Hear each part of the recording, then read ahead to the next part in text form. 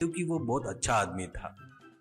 मदद के लिए उसके घर का दरवाजा किसी ने भी खटखटाया तो वो मना नहीं करते थे और उसकी मदद करते थे। उसकी पत्नी सुमित्रा पति के जैसे ही पत्नी थी। पत्नी बहादुर जो बोलता था वो वैसे ही करती थी। उनके दो बच्चे थे, शेखर और रजनी।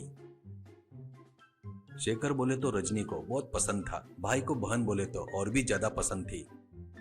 गांव पूरा उनके परिवार को देखकर बहुत तारीफ करते थे। परिवार बोले तो ऐसे रहना करके बोलते थे। रजनी शेखर के पैरों को नमस्कार करके, भाई को मिठाई खिलाकर, शेखर के हाथों से रजनी को कोई न कोई गिफ्ट दिलवाते थे। उस दिन सुमित्रा अच्छे अच्छे पकवान बनाती थी। ऐसा पूरा परिवार राखी का त्योहार बड़े खुशी से मनाते थे। ऐसे ही रहते हुए शेखर और रजनी बड़े हो जाते हैं। एक दिन बहादुर और सुमित्रा को गांव जाना पड़ता है तो शेखर को रजनी को और घर को अच्छे से देखना करके बताकर जाते हैं, पर फिर कभी लौटकर नहीं आए। वो दुर्घटना में मर जाते हैं। शेखर और रजनी अब अकेले हो जाते हैं।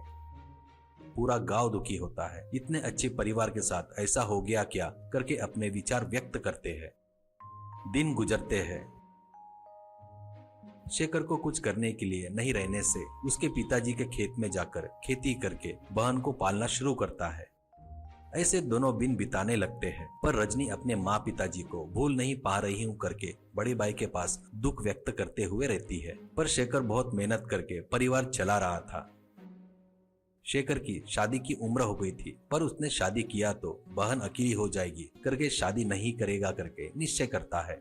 ऐसे ही रहते हुए उस गांव में रहने वाला तुकाराम सभी लोग अच्छे रहना और वो भी अच्छे रहना ऐसी सोच रखने वाला इंसान था।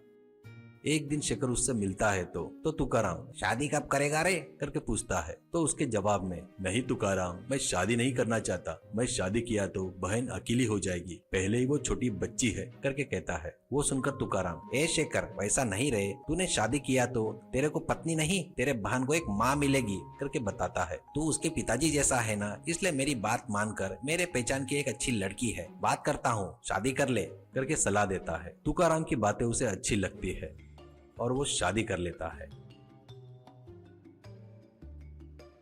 उसकी पत्नी स्नेहा बहुत होशियार थी, बहुत ही सुंदर थी। वो आते ही, मैं क्या करूं, इन दोनों भाई बहनों का क्या करूं, नहीं तो उसकी शादी कर कर भेजे तो बहुत खर्चा होगा करके सोचती है और शेखर को उसकी बहन के बारे में उल्टा सीधा बताते रहती है।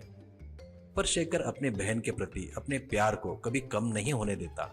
खेती नहीं कर पाने से शेखर शहर जाकर कोई तो भी व्यापार करना करके अपने खेत को गिरवी रखकर पैसे लेकर शहर जाता है। जाते जाते रजनी को अच्छे से देखना करके पत्नी को सौंप कर वो पैसे भेजते रहेगा करके जल्दी ही उनको भी लेके जाएगा करके बताकर जाता है। वैसे शेखर गया शहर में बढ़िया बिजनेस करते हुए पत्नी के लिए, बहन के लिए पैसे भेजता था। ऐसे साल गुजर गया। शेखर अब अपने बहन की शादी करना करके कमाया हुआ पैसा लेकर गांव में आता है और बहुत खुश होकर पहुंचे शेखर को उसकी बहन नहीं दिखती। उसकी पत्नी अकेली रहती है। बहन कहाँ है करके पूछता है तो मुझे नहीं पता करके जवाब देती है। पर गांव वाले सभी उसके गांव जाने के बाद उसके बहन को बाहर निकाल दिया करके पता करके पत्नी को छोड़कर फिर से शहर जाने के लिए ट्रेन में चढ़ता है। शेखर जिस ट्रेन से जा रहा था वो ट्रेन रायपुर के रेलवे स्टेशन पर रुकती है। तो उस प्लेटफॉर्म पर एक लड़की, आओ आओ भाई बहन के प्यार की निशानी, ले लो राखी करके चिल्लाते हुए राखी बेच रही थी। वो सुनकर शेखर को उसकी बहन रजनी याद आती है और वो उस लड़की को बुलाता है। एक राखी दे दो करके पैसे देने जाता है तो वो राखी बेचने वाली उसकी बहन है जानकर तुरंत ट्रेन से उतरकर रजनी से मिलता है। दोनों एक दूसरे के गले लगते हैं और अपने गांव जाकर अपनी पत्नी स्नेहा को घर से बाहर निकल करके शेखर बोलता है, पर रजनी, भैया वो कैसे भी हो पर मेरी भाभी है ना, वो मेरी माँ जैसी है, इसके बाद ऐसी गलती नहीं करेगी करके बोलती है। तुरंत रजनी भी माफी मांगती है। बारिश बहुत अच्छे से बरस रही थी। शेखर फिर से खेती करना शुरू करता है। अपने बहन के लिए एक अच्छे लड़के को देखकर शादी करवाता है।